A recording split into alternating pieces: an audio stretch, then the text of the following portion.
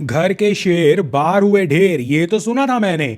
ये आरसीबी घर पे ढेर बाहर शेर बन जाती है, ये क्या नया चक्कर चल रहा है। और पंजाब वालों ने बता दिया कि पंजाबियों की बैटरी क्यों चार्ज रहती है। और भले ही बारिश ने ये बताया हो कि यार मैच मैं छोटा कर दूंगी और शायद छोटे मैच में एक्साइटमेंट बड़ी होनी चाहिए थी, but RCB being the RCB, भला हो 48 या 50 रन का जो भी इनका लो टोटल है वो बच गया। एक टाइम पर वो टूटने की पूरी तैयारियां कर दी थी आरसीबी ने। और टिम डेविड, जो मुझे लगता है कि कभी कभी भूले भसीरे ही चलते हैं, उसने इज्जत बचाई आरसीबी की, ये बहुत बड़ी बात है। और Punjab have von one sided victory. और जो ये खबरें चल रही है ना ऑल ओवर सडन, या ये बजेस करने की कोशिश कर रहे हैं कि पंजाब फंस गया था, आरसीबी ने बहुत अच्छा किया, भाई घटिया किया। Let's be honest, let's be frank, Punjab वालों को पता था ज़्यादा बड़ा टोटल उनके सामने नहीं है। और ऐसे टोटल में आप कभी भी प्रेशर में होते ही नहीं हो, जिस तरह पंजाब भी नहीं था। हाँ, आर्टिफिशियल एक्साइटमेंट के लिए आपने कहना है कि हेजलवुड ने 2 विकेटें निकाल दी, यहाँ पर ये हो गया, वहाँ पर वो हो गया, तो उसका तो कोई अंत नहीं है। The matter of the fact is RCB की जान टिम डेविड ने बचाई, नहीं तो ये 50 के नीचे ऑल आउट हो चले थे आज, और तब तो it would have been embarrassment. Whereas Tim David ने इज्जत बचाई और एक रिस्पेक्टेबल टोटल जो 50 के नीचे दिख रहा था वो टोटल 95 तक ले गए। दैट अपने आप में इज्जत बचाने के लिए काफ़ी था, मैच जीतने के लिए काफ़ी नहीं था। और ऐसा भी नहीं है कि आपने 2-4 रनों पर 2-3 विकेटें निकाल दी हो पंजाब की और पंजाब को स्टार्टिंग में ही प्रेशर आ गया हो, नहीं। पंजाब वाले बड़े आराम से, यस आई एग्री, उन्होंने रेगुलर इंटरवल्स पर विकेट्स लूज की, बट दैट डजंट मीन कि आप जीत का ख्वाब देख सकते थे अगर आप आरसीबी की तरफ से हो। और ऐसी रन चेज में केवल एक बंदे का चलना ही काफ़ी होता है और कोई ना कोई एक स्टक हो जाता है, जैसे निहाल वडेरा वहाँ पर स्टक हुआ और उसने तकरीबन अगर आरसीबी की झूठी उम्मीदें भी कुछ चल रही थी उस पर पूरी तरह से ख़त्म कर दिया। और मैं एक चीज़ ये भी कहूँगा, आरसीबी की हार तो अपने घर पर कोई कह रहा है कि पिच की वजह से हो रही है, कोई कह रहा है डिसिप्लिन की वजह से हो रही है, कोई दिस एंड दैट। मुझे ऐसा लगता है it is the over pressure. और कहीं ना कहीं आपको आज ये कह सकते हो कि बारिश की वजह से पिच भी डैम हो गई थी, या थोड़ी बहुत आपको आउटफील्ड भी प्रॉब्लमेटिक लग रही थी, और आई एम श्योर आपकी बॉल भी गीली ज़्यादा हो रही होगी जब आप चेस करवा रहे हो दिस एंड दैट।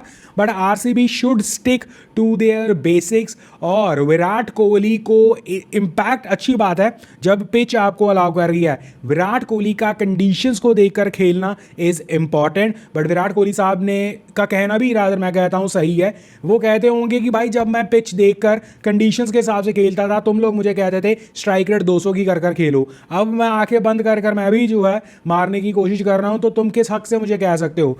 यहां पर विराट कोहली भी फंसे हुए हैं। But anyways, talking about the Punjab, by the way RCB को मौका मिलेगा।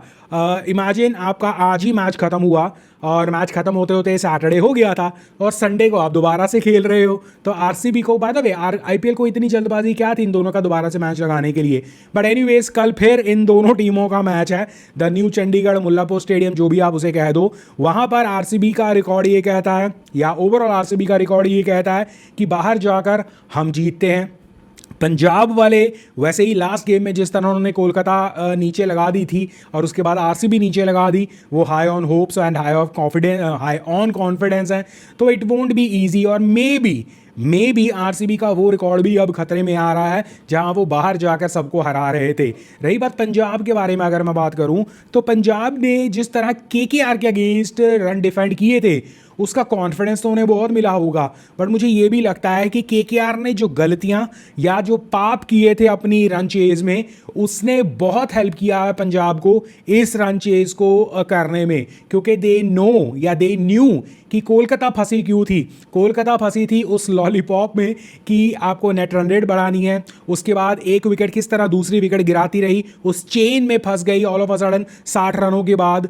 तो वो आई थिंक पंजाब के दिमाग में था और इस वजह से Punjab could perform much better while chasing specially Nihal Wadhera. Even अगर आप पंजाब के बारे में बात करो, पंजाब की ऐसी नहीं है कि विकेट्स इकट्ठा गिर गई, यस रेगुलर इंटरवल्स पर गिरी, बट यही वो डिफरेंस था जो उन्होंने कोलकाता से सीखा था। कोलकाता की विकेट्स आप देखोगे, आपकी पहली 2 विकेटों के गिरने के बाद किस तरह रहाणे ने रघुवंशी के साथ एक पार्टनरशिप बिल्ड की, उसके बाद रहाणे की विकेट के बाद किस तरह लाइन लगी। यहाँ पर 22 रन पर पहली विकेट गिरती है, और जब आप 2.5 ओवरों में 22 रन बना देते हो और आपको चेस 100 से कम करना होता है, तो आपको वो एक प्रॉपर स्टार्ट मिल जाती है।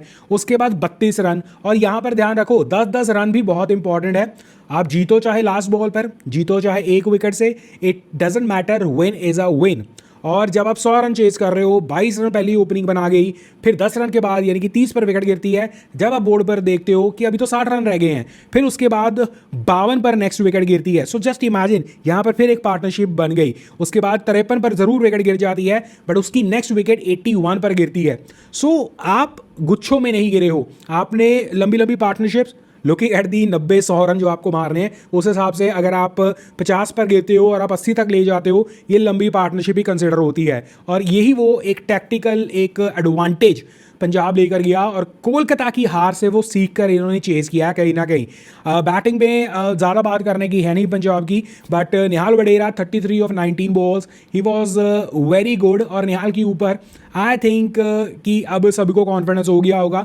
I still remember starting playing में वो नहीं खेले थे जब पंजाब ने शुरू किया, इम्पैक्ट प्लेयर के तौर पर देन आए, उसके बाद तो आई डोंट थिंक सो किसी को भी उनके ऊपर कॉन्फिडेंस ना हो, ऐसा हो ही नहीं सकता। इसके अलावा अगर आरसीबी की बैटिंग के बारे में बात करें, वो कहते हैं ना नसीब में लिखा था टिम डेविड का 50, तो किस तरह 48 के ऊपर होते हुए भी नो बॉल आ गई और टिम डेविड को अपना 50 कंप्लीट करने का मौका मिल गया। That was a nice. But overall अगर आप लाइनअप को देखो, रजत पाटीदार ने 23 रन मारे, 50 रन मारे टिम डेविड ने, उसके बाद ये देखो 4-1, 4-2, 1-1, 8-0-0, दिस इज द लाइनअप। और इनकी विकेट्स किस तरह गिरी, 4 पर विकेट गिरी, 21 पर, फिर 26 पर, 32 पर, 33 पर, 41 पर, 42 पर। दिस इज वॉट आई मेंट जब मैं पंजाब का कंपैरिजन कर रहा था ना, इन्होंने गुच्छे में विकेटें निकलवाई हैं और गुच्छे में इनकी विकेट्स गिरी हैं। पंजाब ने वो गलती नहीं की, जस्ट बिकॉज क्योंकि वो कोलकाता से सीख कर आए थे, इसलिए भी कहीं ना कहीं पंजाब वॉज एक कंफर्टेबल सिचुएशन में। जिन्हें लगा कि ये मैच क्लोज हो सकता था all because of that Hazlewood spell या हेजलवुड का एक ओवर, वेल वो सिर्फ आपका आरसीबी का अंदर का प्रेम बाहर आ रहा है, इससे ज़्यादा मैच में कुछ नहीं था। बाकी जो पॉइंट्स टेबल है पहले वो भी समझ लेते हैं। पंजाब नंबर 2 पर पहुंच चुकी है विद द 10 पॉइंट्स। दिल्ली का आज मैच है तो it will be interesting. Delhi retain करती है नंबर 1 स्पॉट और सबके आगे निकलने की कोशिश करती है विद द 12 पॉइंट्स, या उन्हें रोक लिया जाता है। इसके अलावा आपके रॉयल चैलेंजर्स बेंगलुरु 1, 2, 3 चौथे नंबर पर हैं, बट ये बड़ा इंटरेस्टिंग होने वाला है। 7-7 मैच सबने खेले हैं।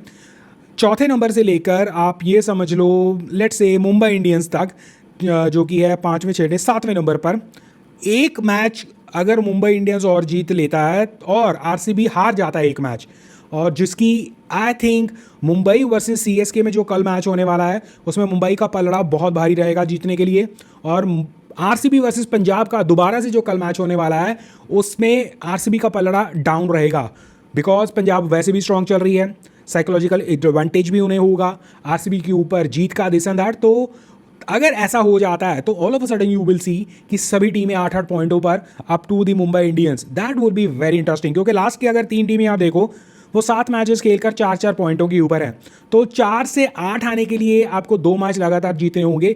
बट मुंबई इंडियंस का नेक्स्ट जीतना जो कि लगभग मुझे लग रहा है कंफर्म है, और आरसीबी का हारना दैट विल डिस्टर्ब कर देता है इस पॉइंट्स टेबल को। इसके अलावा आज 2 मैचेस हैं। पहला मैच है गुजरात टाइटंस और दिल्ली का 3:30 बजे। इसमें फाइट क्या होगी, इसमें पॉइंट्स टेबल को लेकर तगड़ी फाइट होगी कि अगर दिल्ली जीत जाता है तो 7 मैचों में 6 विक्ट्रीज के बाद 12 पॉइंट से top of the tree, top of the table, वो कहते हैं ना अपनी भगवान छे वाली फीलिंग, वो दिल्ली लेगा। पर अगर गुजरात ने उनका ये रथ रोक लिया तो गुजरात के 7 मैचेस में अगेन 5 विक्ट्रीज 2 लॉसेज हो जाएंगी और टॉप 3 में सेम कारनामा हो जाएगा, और गुजरात भी 10 पॉइंट्स के साथ हो जाएगी। और looking at the net run rate, मुझे लगता है गुजरात फिर टॉप ऑफ द टेबल या पॉइंट्स टेबल पहुंच जाएगी। तो दिल्ली और गुजरात के मैच में it is the race to the number 1, क्योंकि जो भी जीतेगा वो नंबर 1 को ले लेगा, दिल्ली रिटेन करेगा और गुजरात नंबर 1 पर पहुंच जाएगा। अब इन दोनों में स्ट्रॉन्ग कौन है? वेल मुझे पर्सनली लगता है दिल्ली इज़ स्ट्रॉन्ग। गुजरात की या अहमदाबाद की ग्राउंड स्टेडियम, वहाँ पर रन अच्छे खासे आते हैं। दिल्ली के पास proper bowlers, proper allrounders, proper hard hitters हैं। दिल्ली ने एक बार पैनिक किया है मुंबई इंडियंस के खिलाफ, विच आई डोंट एक्सपेक्ट दोबारा से होना चाहिए। तो Delhi will be strong favourite. मेरी फेवरेट और ओवरऑल मैच की फेवरेट भी मुझे लग रहा है दिल्ली है। इसके अलावा राजस्थान रॉयल वर्सेस एलएसजी, ये दोनों टीमें किसके लिए खेलेंगी? एलएसजी तो खेलेंगी भाई अपने 10 पॉइंटों के लिए, और उसका मतलब ये होगा कि आप टॉप 4 में एंटर कर जाओगे। रॉयल चैलेंजर्स अपनी इज्जत के लिए ही खेल रहा है, रादर राजस्थान रॉयल्स शुड ऐसे, राजस्थान रॉयल्स अपनी इज्जत के लिए ही खेल रहा है और उनका कुछ लेना देना नहीं है इस आईपीएल से। वो अपने प्रयाग रॉयल्स को उन्हें मुबारक हो, और अपने रियान प्रयाग का प्यार उनका आई थिंक जब तक चलता रहेगा, आई डोंट थिंक सो कुछ उनका भला होगा। बाकी लखनऊ और राजस्थान के बीच में से I think Lucknow should win this one sided. अगर राजस्थान रॉयल्स जीतने का ख्वाब देख रही है तो सबसे पहले they have to do their basics right. Riyan Parag के प्रेम से बाहर आना होगा, पर वो इस सीज़न में तो लगता नहीं है। और अगर ये इन केस राजस्थान रॉयल्स जीतने की सोच भी रही है या जीत जाती है, it would be an upset, और लखनऊ अपने आप को कभी माफ़ नहीं करेंगे इसके ऊपर। बाकी आप मुझे बताओ आपका फेवरेट आज के लिए कौन है? और हाँ, राजस्थान रॉयल्स और लखनऊ के बीच में मेरा फेवरेट और मैच का फेवरेट मुझे लगता है लखनऊ ही होगा, और वन साइडेड होना चाहिए। बाकी आप मुझे अपनी ओपिनियन, अपनी राय भी जरूर दो। बाकी हम यहाँ पर आए एज ए क्रिकेट फैन बातें करते हैं। अगर आप भी cricket fan, come join me, subscribe the channel.